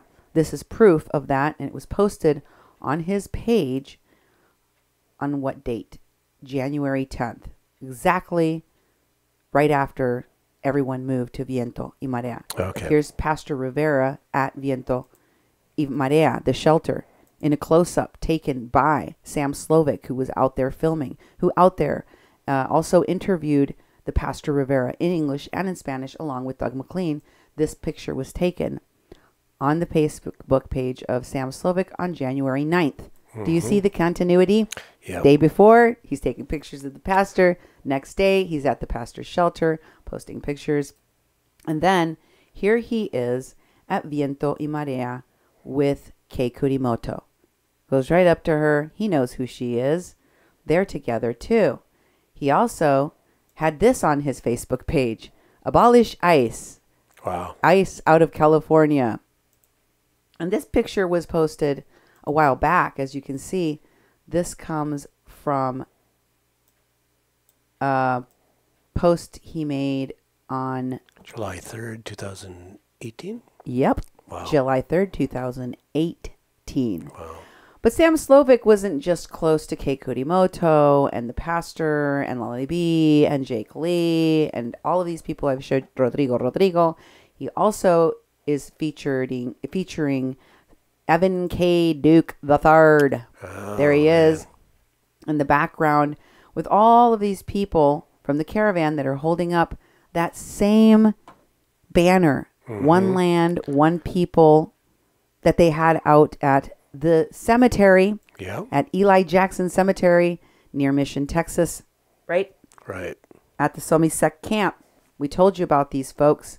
They were out there with Wiaka Eagleman, with Dwayne Redwater of Air Medicine, in Tijuana with Susie Desba, a.k.a. Vanessa Dundon. And, of course, finally, Sam Slovick is again with Rodrigo and Jake Lee. Here's a picture of them. There's Rodrigo. There's Jake Lee. They were hanging around each other constantly, all the time, working together in tandem, working over these members of the caravan. Yeah, for sure. Here is Sam taking pictures of Amadeus. What's his name? Rumney? Or? Amadeo Rumney Guggenheim Rothschild III or whatever. Right. The Frenchman. Documentary filmmaker that's never made a documentary. Wow. And he's in a picture with one of the most important leaders of the caravan movements and advocates for migrants in Mexico, Catholic activist priest, El Padre Salesiano. Wow. There he is. Wow. The one that was in the pictures with Bridges of Love Across Borders, Bernie Gutierrez. Same guy in the pictures with this guy. Taken on what date? Remember, this is the guy that says Pueblos Sin Fronteras, which all of these groups continue to promote and continue to work with, is unscrupulous and taking advantage of the caravan. This is the priest that said that Pueblos Sin Fronteras prevented him from giving people correct information about the likelihood of their asylum claims in the United States and what would happen to them if they turned themselves over into detention facilities. That hasn't stopped many of these activists and groups from working directly with everyone that supports Pueblos Sin Fronteras and leadership of Pueblos Sin Fronteras. And here is Sam with one of his friends that you saw in a picture from 2015, along with his partner in that documentary film crew, Javier Hernandez. Okay. Same guy Yep. that was in the checkered shirt before. All right. Same guy. And you can see that was posted on Sam's page with a tag to Mr. Javier Hernandez on November 25th of 2018. That's correct. Wow. So that's recent. Here's a video in which you find Sam Slovick in Tijuana with this dude outside of the Benito Juarez Sports Center, and he's asking this American Javier Hernandez, who is Latino, obviously, about how he feels. Listen to the way that he talks about, from a very white, left-leaning activist perspective, what he thinks is going to be happening, what he hopes to happen to the caravan, to open borders, to, you know, what these caravan goers should be demanding about their rights. All right. Hey, what's up? I'm at the Benito Juarez Center. It's getting a little crazy. People are hungry, and there's a lot of migrants here from Honduras. ¿Dónde? Are you from Honduras? Yeah. What's up? Who are you? Where are you? What's going on? I'm your friend from LA. Came here to check on you. What's your take? What do you think? I don't know. I just got here. I'm just kind of looking around. It's like I'm just asking myself, like, what's gonna happen? You know, like, what good can come from this? I mean, like, it'd be nice for like everybody makes it to the United States and improves their lives and it helps their family out. But like, I'd like to see something else from it. You know, like something else, something positive for the world. You know. It's probably too soon to like know what's gonna happen, you know. Like these people don't know, but I mean they had to come here, you know. So they couldn't stay where they were at. So obviously they didn't want to. This is not what they want. So I mean, I can't imagine what it was like for them to like make that decision to like leave their country and their family, you know. So Doper says hi. Doper. What's up, Doper? But Javier, do you really think that that's possible, that there's like a solution that the United States will... I know Canada, you know, immediately made the offer, like, come to Canada. But do you think that it's possible that the United States is really going to actually, like, try to clear their karma and do something right and let people in? I don't see it happening. I like to see it. That's what I like to see. That's what I mean where, like, by I say, like, what, like, something positive coming from this, you know, like, hopefully, like, these people are doing it, you know. If something does happen, something good, it's because of these people, you know, because they're hungry, you know. Like look at us Mexicans, you know, like we've done nothing, you know. Like our government's not nothing. Like the people are not pushing their government to like do anything, you know. It's like we United States bitch, you know, like we're like they're fucking bitch, you know. It's like come on, you know, like we gotta respect these people, you know, and hopefully all these people like set an example for Mexicans, you know, like ask for stuff, you know, like demand shit, you know, it's like demand like fucking a better life, you know. It's like, yeah, people here like TJ, they work with fucking American companies and they like have their little job and they fucking put them in a fucking little bus and they go to work, you know. But I mean, is that all you want, you know? Like demand a better quality of life. Okay, Mr. Potty Mouth. I know. I'm over here writing it down, and it's like I'm missing the cues because turn it off. Jesus God. Holy mackerel, man! That guy has a potty mouth. And plus, my impression was that he was doing a horrible interview. You know, it's just like what's going on with this guy? Did you catch what they tried to do there at the beginning? He goes, all of a sudden, Sam Slovick is speaking in Spanish. Yeah, and he says, "Eres tú Honduran? Are you Honduran?" You know he ain't Honduran. He's your friend. You know exactly who he is. You know exactly where he's from.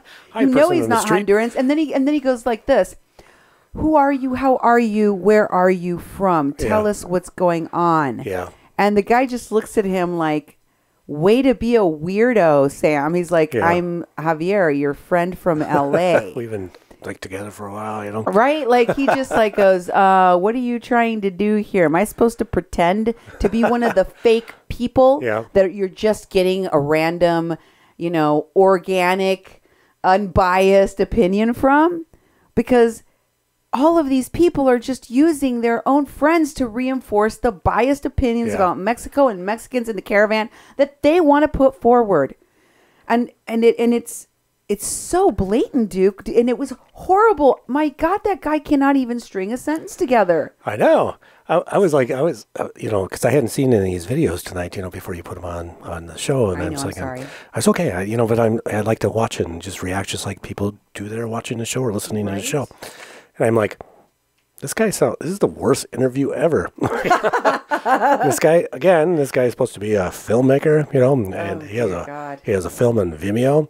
I realize that's just like YouTube, you know, so it's not that big of a deal, but it's like, man. Okay, now I'm going to show you a screen capture of another video he posted. I'm not going to go and show you all these videos he posted. If you want to go do it, knock yourselves out. But just notice who's tagged in this video: Josh Lazzy. I don't know who that is, by the way, and 46 other people. But here's what's important.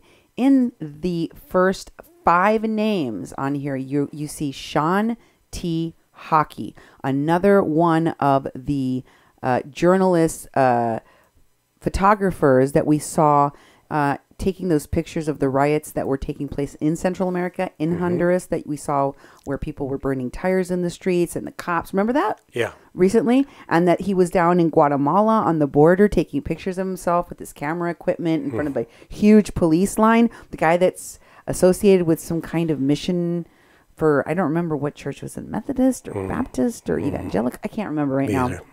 If somebody remembers, let me know. But he knows him. He tags him. They're communicating at all times about what's going on. And if you scroll down even further, you'll see Seven McDonald, the one that works with Winnie Wong. Really? Those people from the PR world of Hollywood, of LA, that work on Bernie's campaigns and other political campaigns, like Maggie Day, like Winnie Wong, like Desiree Kane. So many of these people that I've shown you repeatedly come up again and again and again in the organizing of people at the Women's March, at the Poor People's March, at all of the marching that's going on. Yep, all the marches. All the marches, all the marching, blah, blah, blah. So, I also wanted to show you, he's friends with someone you remember from Standing Rock. Oh, yep. A friend, incidentally, of the lawyer lady that I had been talking to that never ended up coming to our home that was going to come here. Remember? Never ended up lawyering for us. But she told me she was friends with Margot Kidder. Yep. And so was Sam Slovick. Oh. She was at Standing Rock. And many of the Standing Rock people, activists, actors, entertainers, etc., that was her last hurrah as an activist actress out at Standing Rock. And shortly after that, she died. Wow. People like Activate Now's Ed Higgins and many others were mourning her death. And here in this post, Sam Slovick does the same. You can see him commenting about her safe passage and hurrying back. And that was posted May 14, 2018. Okay. Notice that all of the people connected to Hollywood, connected to the organizing, connected to the lawyers, connected to the people right at the very, very top of all these different things know the same people from Hollywood, the same circle of people working together. Well, I'm going to show you more of that. Sam Slovick also is dated Justine Bateman. Here he is in a picture with her at some gala event. Who knows when, who knows where. Here's some of the people that he acted with way back when he was on Fame. Here's a picture of him with Nia Beebles, Janet Jackson. Whoa. And Cindy Gibb. Yeah. And there's Sam Slovick in the background in the jean jacket. Oh, boy. And, of course, here he is with the artist Andy Warhol. No way. Yep. But he also knows people like Bill Clinton. Here he is in a picture with Bill Clinton getting out of the elevator. If you look over to the side on the comments, he is talking to his friends about what was transpiring in this picture with Bill Clinton. And he says to one of his buddies that was asking, it was at a restaurant in D.C., he was asking, quote, have you tried those fish sticks?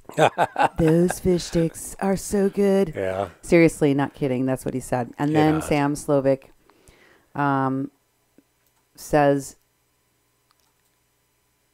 Peter Bucknell says, I want you to post that interview you did with R.D. Jr. And then, someone says, Matthew Miller says, looks like you might be discussing Monica Lewinsky. And Sam responds, very insightful. This was at Morton's in D.C. when the Monica thing broke.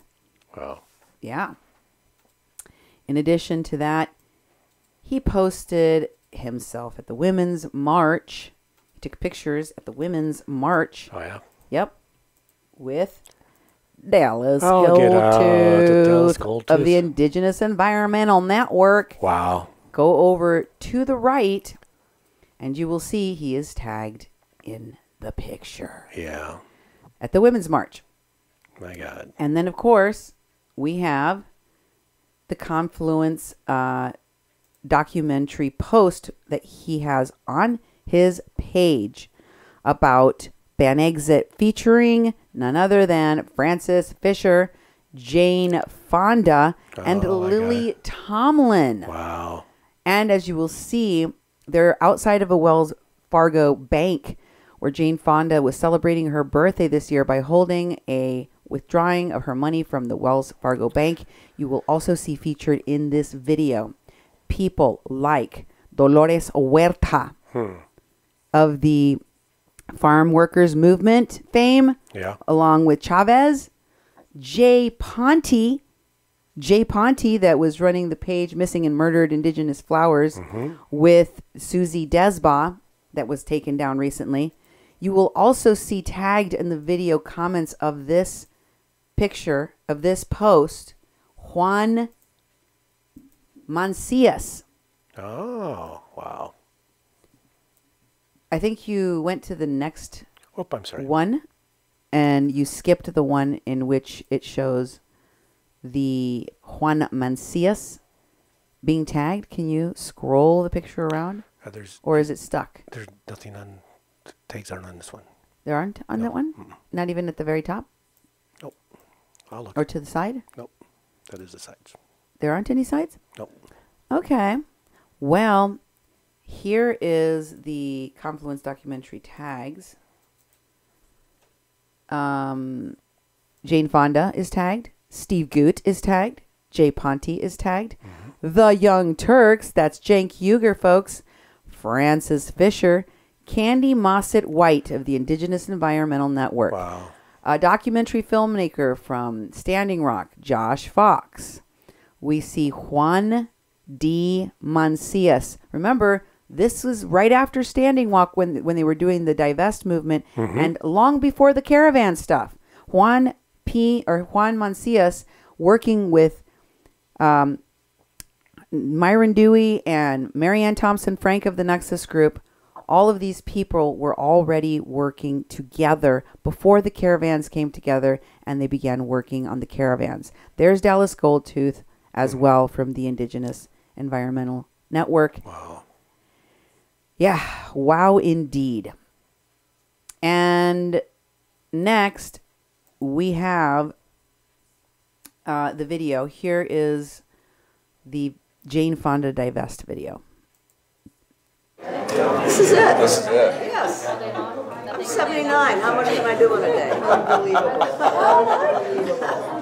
Here it's your birthday, and you're giving not only yourself a big birthday present, but all the rest of us across the world. You're pulling out from a bank to make a statement.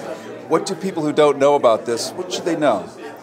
Well, they should know that there are many banks in the United States and abroad and in Canada, all over the world, that have invested in the North Dakota pipeline, which is a really, just from a financial point of view, it's a bad idea because it has a terrible record of leaks and contamination. The companies do. Sunoco and Energy Transfer Partners have the worst record in the country for environmental contamination. It goes across sacred tribal lands without the permission of the tribes. It intends to go underneath the Missouri River, which could endanger the water for millions of people downstream. They've never been asked to do a full environmental impact statement, which is unthinkable given the amount of territory and water that they could damage. And on purpose, of course. And so I just don't want to be involved in a bank that has done such poor due diligence to have invested in a company that's as bad as... And they don't even need the pipeline. They have enough pipelines to take the oil out of the Bakken fields in North Dakota. How do you stay active and not get too bummed and too depressed and stick your head in the sand and because go I'm away? part of movements and I see people Dee Dee changing Banerjee's around in me there. all See the if you can time. spot her. The potential for human change is enormous. I know Every from time my I own listen to Jane experience. Fonda, I'm just like, blah, I know blah, people blah, can blah. change, so you just keep at it. And if you There's have Francis had a message Fisher, for the incoming president, what Jay Ponte. Honor the Paris Climate Treaty, honor the treaties that we have with the indigenous people. We are guests on their land, and we've never treated that reality with enough seriousness. They've been telling us for centuries how to live in relation to the land, and we haven't paid attention. And now we're reaping what we've sowed, and it's about time we start listening. Remember, the Carrizo Comecrudo tribe chairman is tagged in videos and has been working with these folks long before the stuff with the caravan started and they began the camps at the border.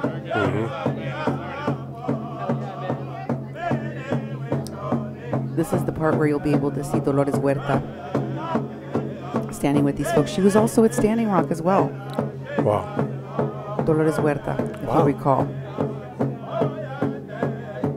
And Dr. Cornel West as well. He's been in a lot of these marches. I mean, he started out with the Young Turks over in Occupy Wall Street. Yeah. He was out there as well. A lot of these people had their genesis in these occupation-style movements that had no centralized leadership, or so they told us.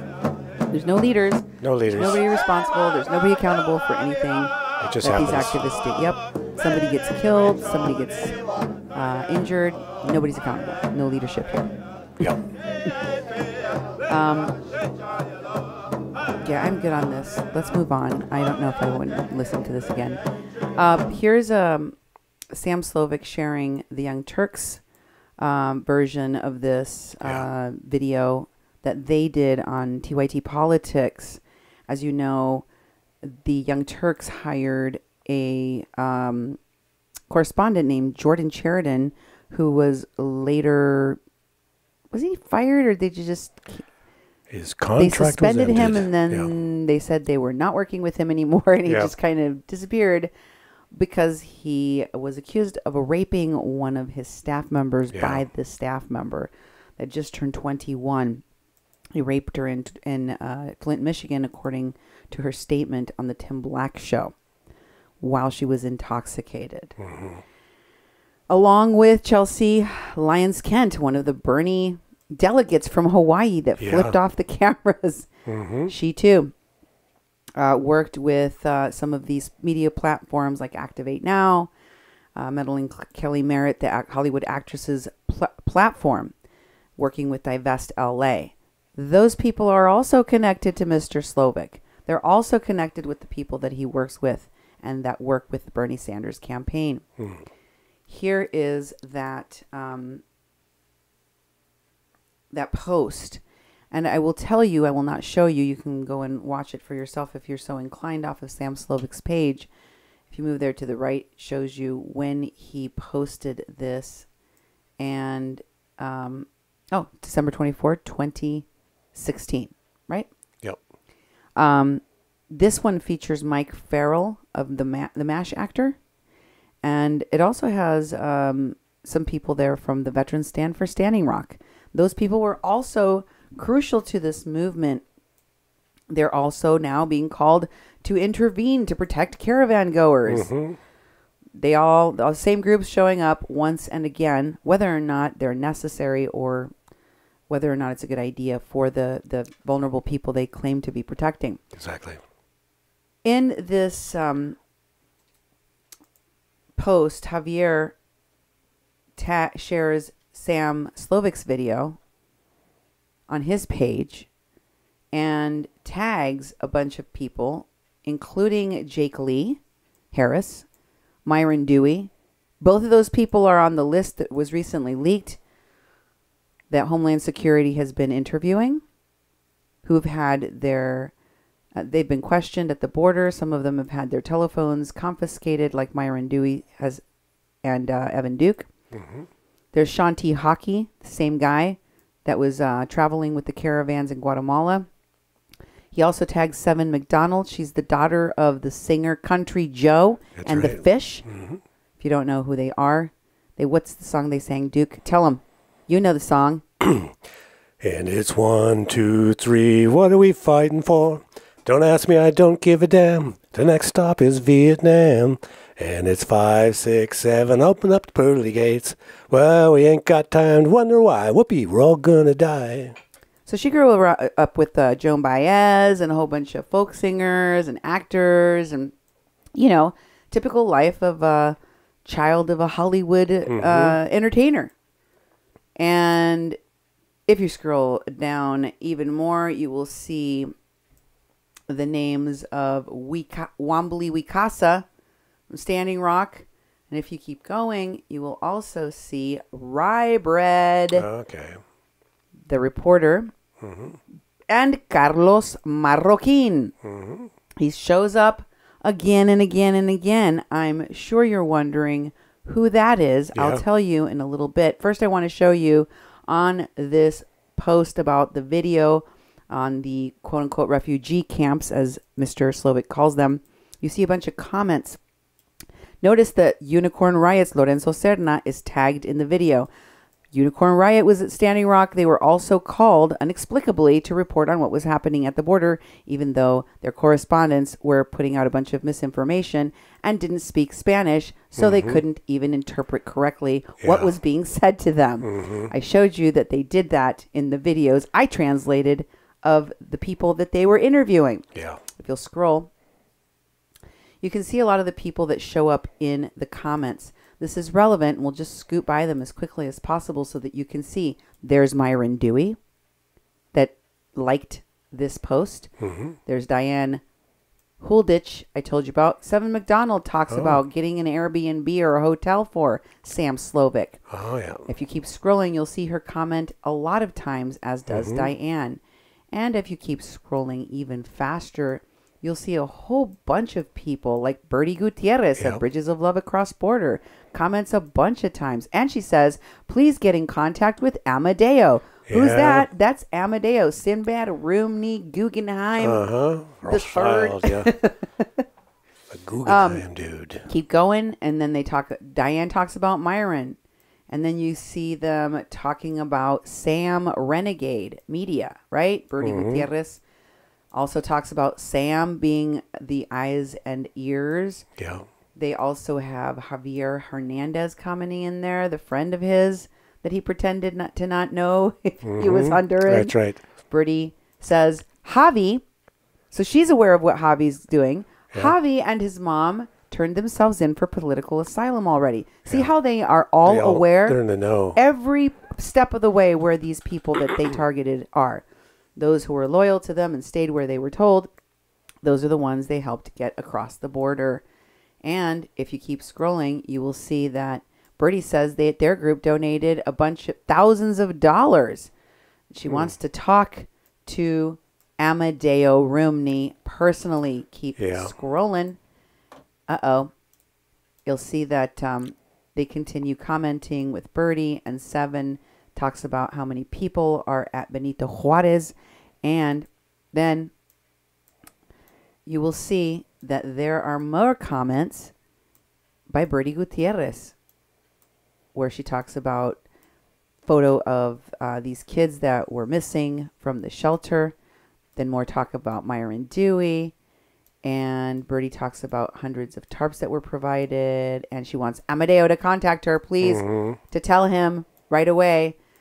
Seven talks about Myron Dewey, tags Mr. Slovick, who she's very close friends with. And they continue talking. And then you see that they talk about Myron Dewey some more.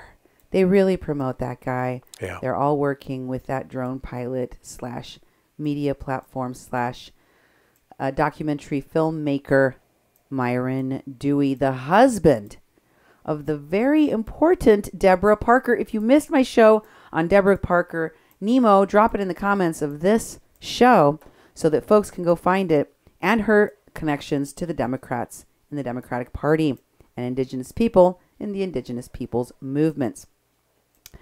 And we will go to the next set of comments on this post. They continue. I want you to see more of them. Just really quick. We'll just race through them. Keep going. It's for you to say. Just run and run and run. Just move along really fast as you possibly can.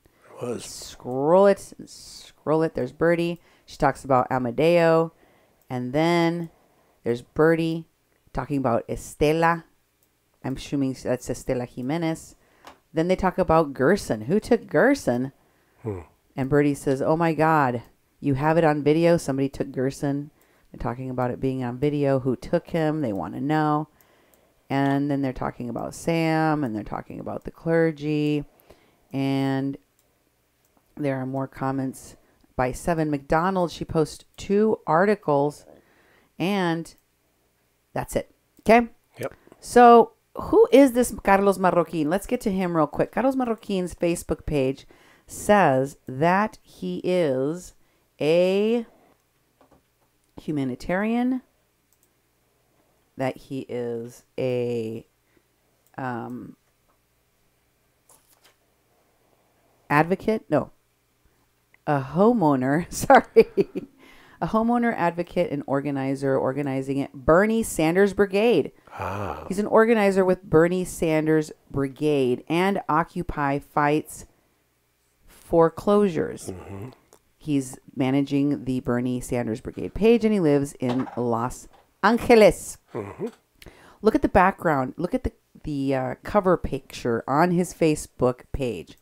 It is a picture of Evan Duke right there behind the cap in the flag in the green shirt. The first half of face you see behind that white flag is the picture of none other than Evan Duke, and that is a picture of the veterans lineup facing off against the police at Standing Rock. Oh, yeah. That iconic picture that you've seen many times. Ed Higgins was standing in it. Mm-hmm. Evan Duke. I named a whole bunch of the people that were in this particular picture. And he's prominently putting the picture of a man who's just recently been questioned, that was, according to Brendan Tucker, who was traveling with him at the time, drawn down on by a bunch of automatic weapons and handcuffed to a bench. The guy who had his phone taken from him, the guy that is on the government's list of people connected to Antifa, connected to these violent groups, including BAM, By Any Means Necessary, anarchists, that very one. Prominently featured on Carlos Marroquin's page, who works for Bernie Sanders. And here he is with the Standing Rock vets.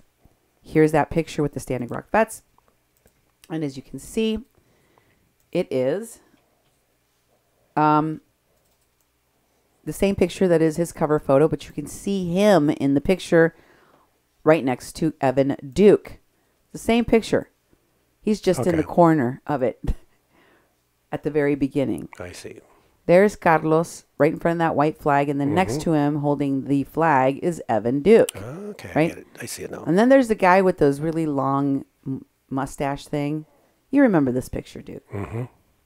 And then, so we know Carlos Marroquin went to Standing Rock, just like Alexandria Ocasio-Cortez, just like Evan Duke, Myron Dewey, and a lot of these people that keep showing up again and again and again in the stories of the day. And this one is with Carlos Marroquin and the people that recently perpetrated the Nathan Phillips Covington Catholic School kids hoax. Wow. There's Raymond Kingfisher. There's Dan Nanimkim, the guy that went and sold ceremony at Burning Man, along with Chase Iron Eyes. And then you have Nathan Phillips. Yep. Nathan Phillips. Stolen Valor, Nathan Phillips, the guy that confronted the kids of Covington Catholic School to make the news. Not because there was a hate crime, just to make the news. Oh, and to raise money, of course. Yeah. To raise money. Exactly. And then, of course, we have a picture that was taken by Carlos Marroquin. Make sure you show. There's Nathan Phillips, but make sure you show. This is on Carlos Marroquin's Facebook page.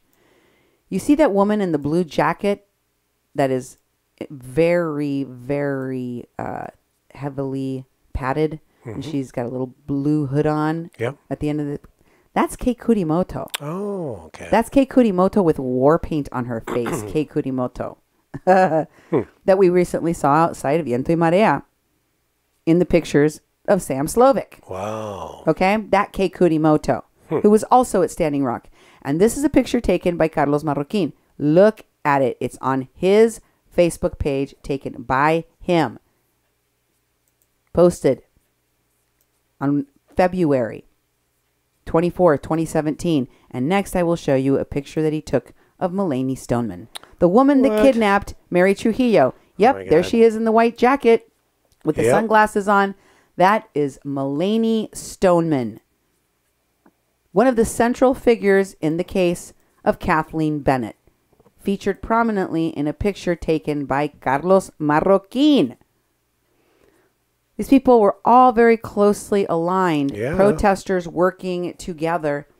In their wake, they have left many victims. No one has paid for the crimes that they have committed against Oglala Lakota elder Kathleen Bennett and her mother. But yes, this guy is NODAC for Bernie Brigade. That's what he was out there to do. Here's him holding a flag that says no DAPL, NODAC for Bernie. And as you can see, no to the Dakota Access Pipeline, the Bernie Sanders Brigade. There's a nice big banner he's holding, standing right there in the middle. And then you have other people. Here's one with Myron Dewey. He also appears in photos I'm not going to show you today because we're not going to have enough time to go through all of them, with Holy Elk Lafferty. Really? There he is with Myron Dewey in his drone. Of course, as you know, these folks all share each other's work, share each other's pictures, help each other thick and thin. Doesn't matter if you're faking bullet shot wounds. They're there for you to defraud other people through GoFundMes. Just PayPal them, Venmo them, please. Exactly. They need your money and your sympathy. Here, he's also in another picture. Here he's featuring a video about the North Dakota pipeline protest featuring Aldo Sawani, the current boyfriend of pretend Indian Desiree Kane, one of the PR people that works with Winnie Wong, that works with Seven McDonald, that works with Bernie Sanders' campaign. He also featured photos with Ernesto Burbank of Relatives in Prayer, another one of the Standing Rock people that we have featured, that maligned Kathleen Bennett's case, that tried to cover up the truth about an innocent Oglala Lakota elder that they helped frame or helped cover up the framing of. And here, Carlos Marroquin features a picture of Evan Duke III at Standing Rock. It's incredible. Evan Duke III featured on his page, not once, but twice. Oh, we skipped Chase Iron Eyes. You got to show Chase. Yeah. There's Chase Iron Eyes with Carlos Marroquin of the Bernie Sanders Brigade. And he didn't just took a picture with him. He went on the Bernie's Brigade page that has 60,000 plus followers, nearly 70,000 followers, to be fair. And he posted an interview that he did with Chase Iron Eyes, which I will not bore you with. So he gave the platform and the audience, as did many other people for Bernie that had millions of people, was also used by people at Standing Rock to put out their messages, to put out their propaganda. Carlos Marroquin is also pictured with Amy Goodman of Democracy Now! Not once, not twice, not three times, but many times in photos. Go check it out for yourself. These folks know each other. They work with each other. They toe the line. You recently saw Al Otro Lado's lawyer, Al Otro Lado, Nicole Ramos, featured on that channel as well. Here is Carlos Marroquin with Activate Now's founder, Madeline Kelly Merritt, actress Madeline Kelly Merritt, leader of LA Divest LA movement, and none other than Estefania Rebelón, the lady raising money for the Caravan, along with Mark Lane, along with so many people from Minority Humanitarian Foundation to Bertie Gutierrez, all of the same people as I've shown you again and again and again, working together. But Carlos has important people in important places, not just actors and actresses, but congressmen like Ro Khanna. Here is a picture of him with Ro Khanna. Here's a picture of him with Alexandria Ocasio-Cortez, who was also at Standing Rock.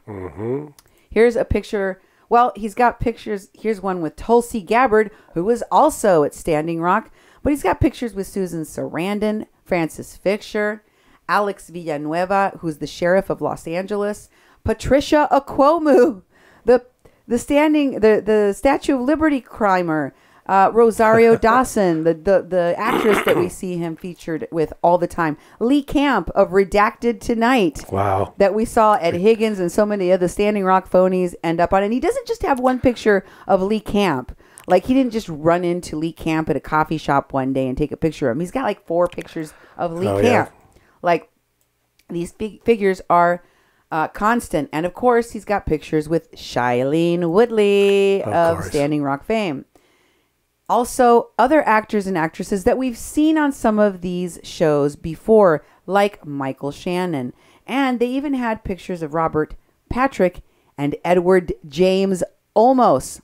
This guy definitely knows a lot of people. And as I told you, he definitely knows Congresswoman Tulsi Gabbard and other important political figures, including Bernie Sanders. There's lots of pictures of him with Bernie Sanders' wife. Here's just one of the many pictures of him with Bernie Sanders. Wow.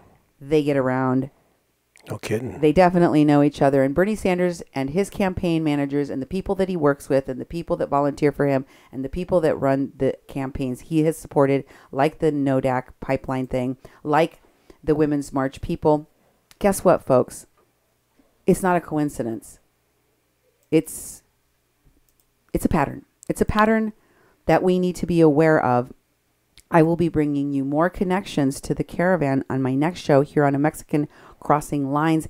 Thanks for hanging in there and learning with me all of the connections to Hollywood's actor, filmmaker, director, singer, songwriter, Sam Slovick. Thanks. And thanks for being with us tonight here on Mexican Crossing Lines on 88.1 FM KPPPLP, Fargo Moorhead, where we are adding local color to your airwaves. Say goodnight, Duke. Good night, Duke.